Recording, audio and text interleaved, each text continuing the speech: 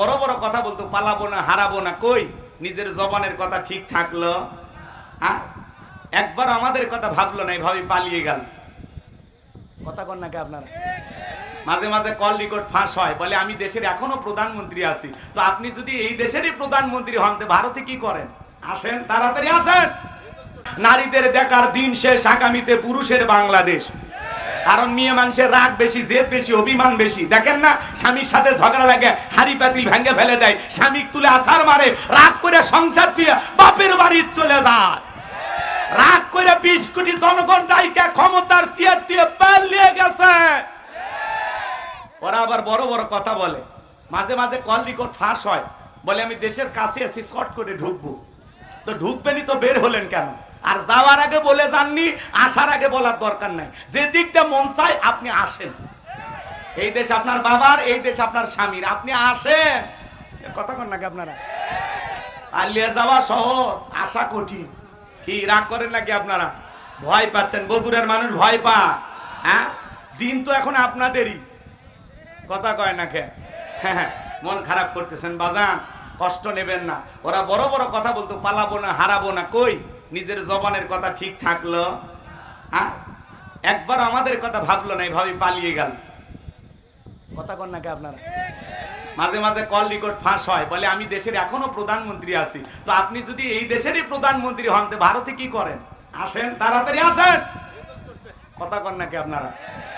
আপনার যেদিন মন চায়, যে দিকটা মন চায়, আপনি এই দেশে আসেন। মেয়ে মানুষ কতদিন বাহিরে থাকবেন? আমাদেরও মায়া দয়া হয়, আপনি আসেন। বুবু আইবা, তুমি আইবা গো, সেই দিন আইসা বুবু ক্ষমতা পাইবা না। ও বুবু আইবা, তুমি আইবা গো, সেই দিন আইসা বুবু ক্ষমতা পাইবা না। খোঁজ নাই বুবু কাদের কাকার, অবস্থা খারাপ দরবেশ বাবার, হাউন আঙ্কেল এখন সামনে আসে না। খোঁজ নাই বুবু কাদের কাকার, অবস্থা খারাপ দরবেশ বাবার, হাউন আঙ্কেল এখন সামনে আসে না। নেতা কর্মী সব জেলের ভিতর, আমি আসি ডরের ওপর, কখন জানি আসে গ্রেপ্তারি পরোয়ানা।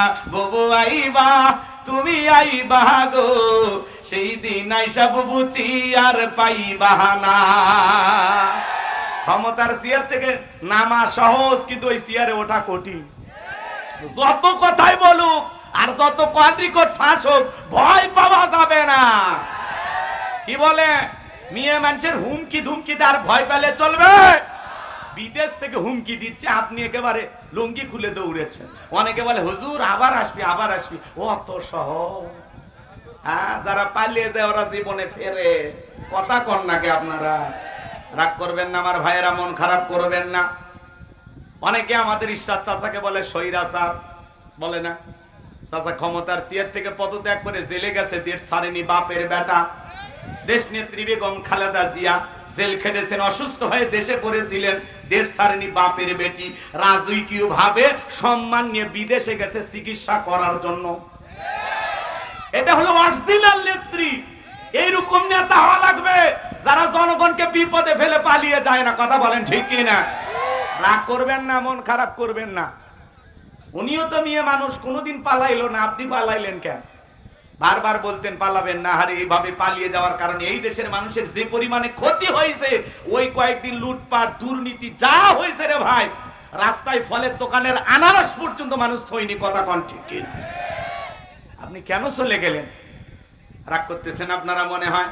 মন খারাপ করবেন না আমার ভাইয়েরা, সামনের দিকে যায় বাজান। আমি গুনাহগার যে কথা বলতে চাচ্ছিলাম, ইসলামের অবস্থা সব সময় ভালো থাকে না।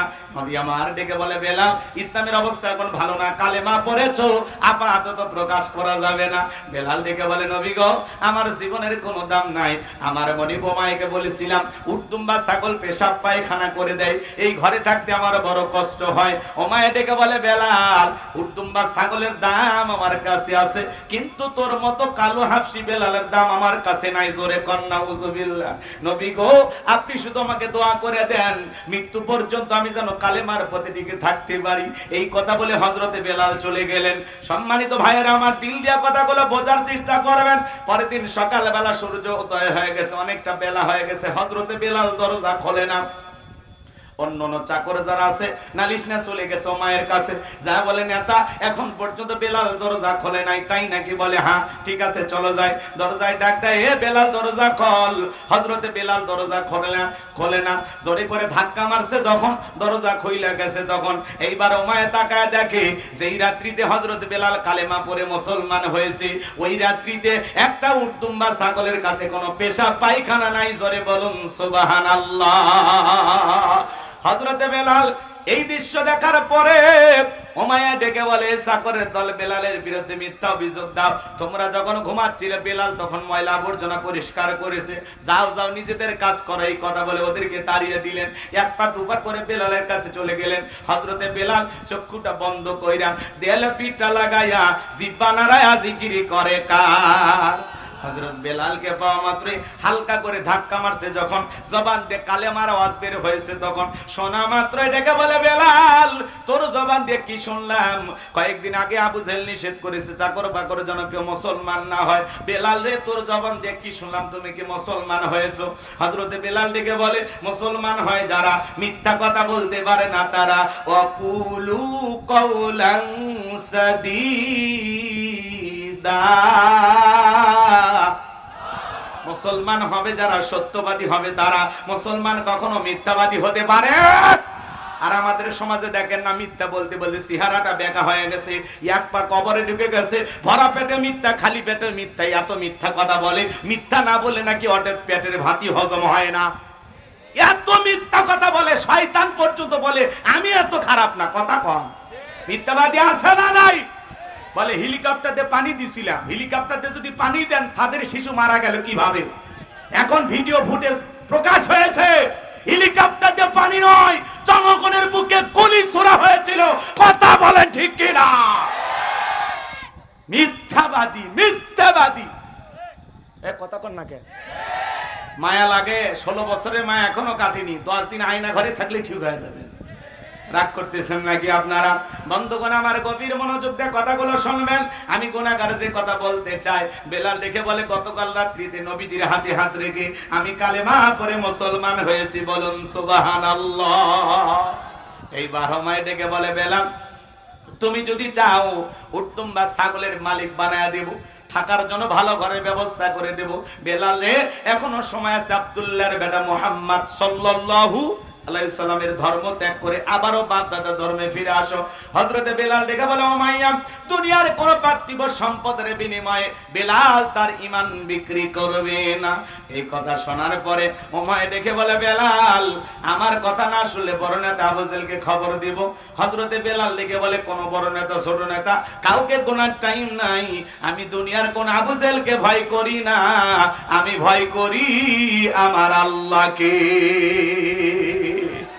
আমার ভাইয়েরা, এই বাহার ওমায়ে চলে গেল আবু জেহেলের বাড়িতে।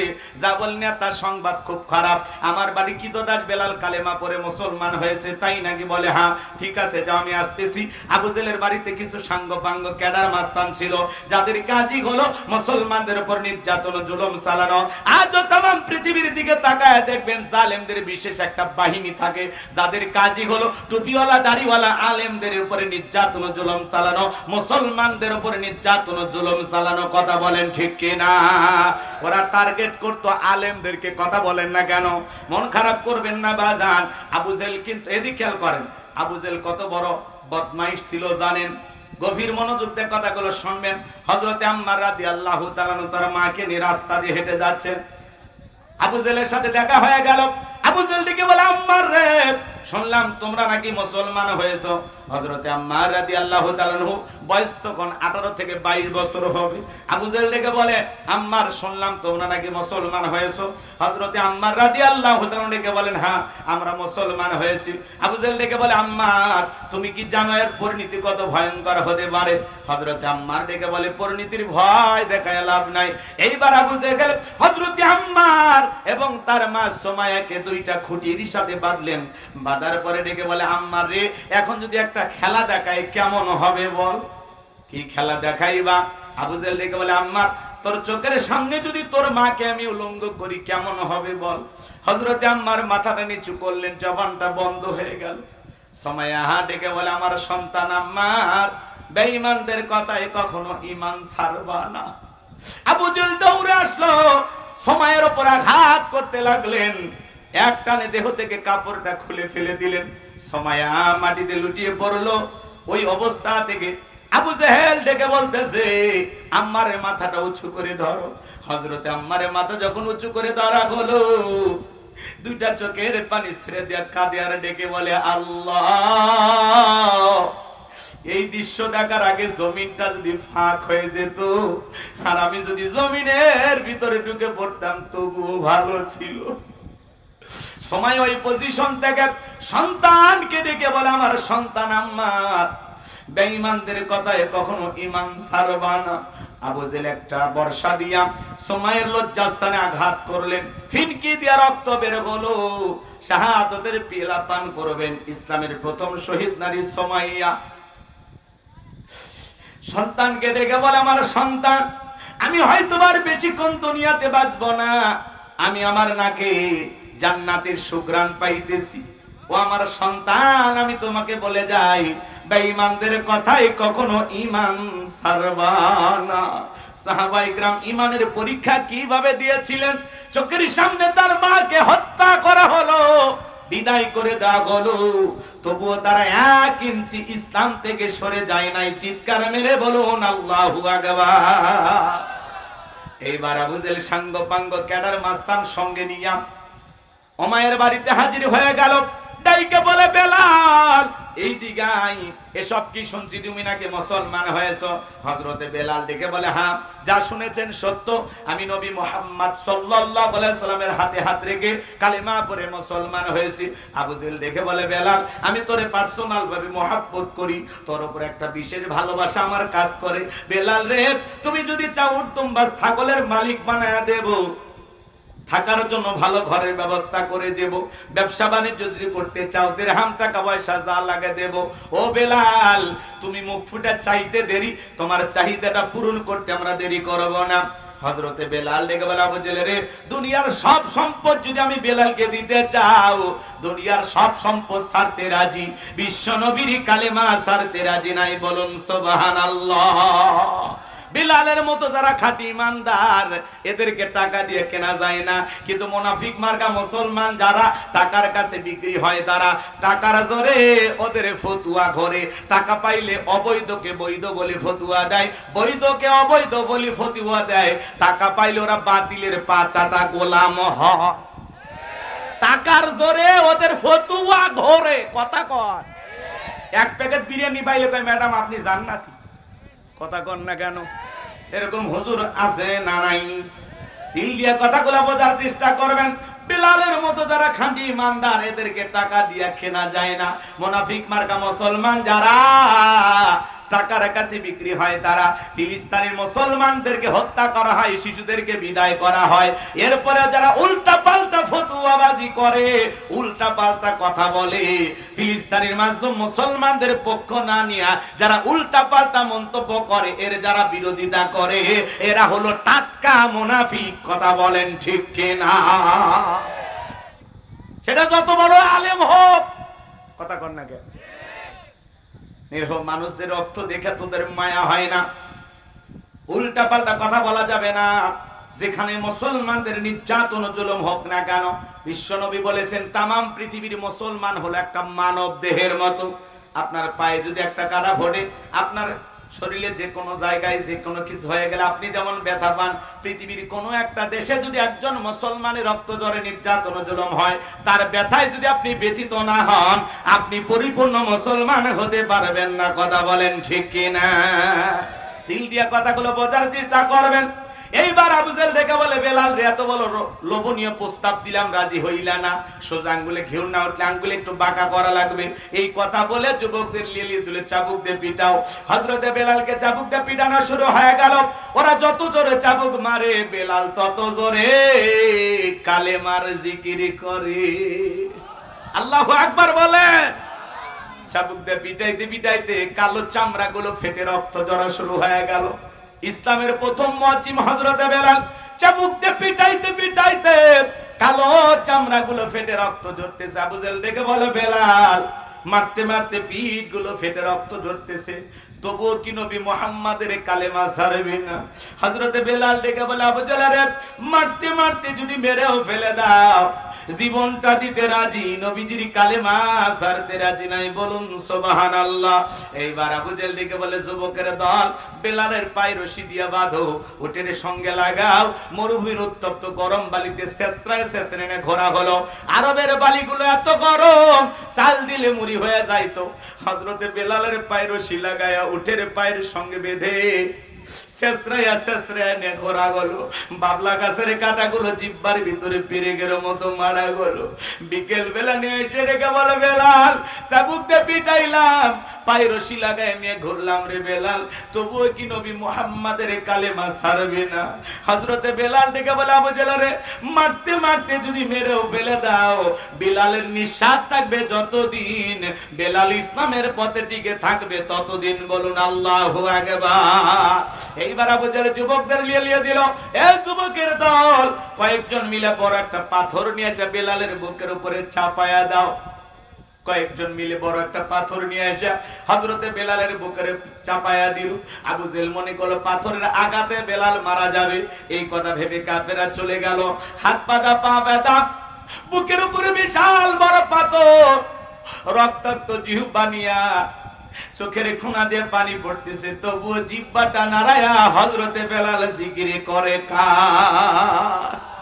আপনাকে আমাকে জিকির করার জন্য কেউ মারে না, পেটে না, ধমক দেয় না, তবু আমরা কপাল পরে আল্লাহর জিকির করি না। হাদিস শরীফের ভিতরে আসছে, বাজান, যার জিহ্বাটা আল্লাহর জিকিরে ভিজা থাকবে, আল্লাহর জিকিরে তরু তাজা থাকবে, ওই জিহ্বাওয়ালা মানুষ কোনোদিন জাহান্নামের আগুনে জ্বলবে না। বলুন সুবহানাল্লাহ। এজন্য বাজান, চলতে ফিরতে সব সময় জিকির করতে হবে। কার? আযকুরুনি আযকুরুকুম ওয়াশকুরুলি ওয়ালা তাকফুরুন। তোমরা আমারে স্মরণ করো, আমি আল্লাহ তোমাদেরকে স্মরণ করব। কৃতজ্ঞতা প্রকাশ করো, অকৃতজ্ঞ হয়ো না। হাঁটতে হাঁটতে জিকির করা যায়, মাঠে কাজ করতে করতে জিকির করা যায়, রিক্সা ভ্যান চালাতে চালাতে জিকির করা যায়, দোকানদারি করতে করতে জিকির করা যায়। সব সময় জবানে জিকির চালু রাখবো। কার? সুবহানাল্লাহ, আলহামদুলিল্লাহ, আল্লাহু আকবার, লা ইলাহা ইল্লাল্লাহ, সুবহানাল্লাহি বিহামদিহি, সুবহানাল্লাহিল আযীম। পারবো তো ইনশাআল্লাহ? জবানে হালকা, মিজানের পাল্লায় সওয়াব অনেক বেশি। বলুন সুবহানাল্লাহ। হযরতে বেলাল রক্তাক্ত জিহ্বা নিয়ে চোখের পানি ছেড়ে দিয়ে কাঁদেন আর আল্লাহর জিকির করে ডেকে বলেন, আল্লাহ। বুকের উপরে পাথর থাকার কারণে তোমার মতো মালিকের জিকির করতে বড় কষ্ট হয়। তুমি তো সেই আল্লাহ, ইব্রাহিমের জন্য যদি নমরুদের আগুনকে ফুলের বাগান বানায় দিতে পারো, ও আল্লাহ, তুমি কি পারো না বেলালের বুকের পাথরটাকে তুলার মতো নরম বানায় দিতে? হযরতে বেলাল দোয়া করতে দেরি, আসমানের মালিক আল্লাহ দোয়া কবুল করতে দেরি করে নাই। বেলালের বুকের পাথরটাকে আমার আল্লাহ তুলার মতো নরম বানিয়ে দিয়েছেন। বলুন সুবহানাল্লাহ। হযরতে বেলালের নিঃশ্বাসের সাথে পাথর ওঠে আর নামে। বলুন সুবহানাল্লাহ। আশিক রাসূল বেলাল, নবীর পাগল বেলাল, নবীকে কতটা মহব্বত করতেন, ভালোবাসতেন জানেন? বিশ্ব নবী যখন মক্কা নগরীতে পথ চলতো, হযরত বেলাল একবার ডানে যায়,